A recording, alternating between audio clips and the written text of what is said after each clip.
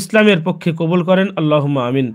চলুন এবার আমরা তাজবিদ সহকারে নিয়ম অনুসারে আমরা এখন জানবো কোন অক্ষর কিভাবে পড়বো, কতটুকু গুণনা হবে, কতটুকু টানতে হবে, সেই বিষয়ে আমরা জানবো। বিসমিল্লাহির রহমানির রহিম। সিন বা পেশ সুব।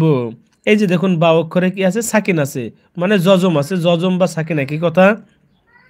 তাহলে আমরা কি বলবো, বা অক্ষরে সাকিন থাকলে কলকলা করতে হয় সুব। এই যেটাই কলকলা অর্থাৎ প্রতিধ্বনি, মানে ধাক্কা দিয়ে পড়া। হা খারা জবর হা, হায়ের ওপর খারা জবর এক আলিফ টানতে হয় সুব হা। নুন লাম জবর নাল, লাম জবল্লা সুবহানাল্লাহ। জাল ইয়া জের জি, জেরের বামে ইয়া সাকিন একালিফ মাদ।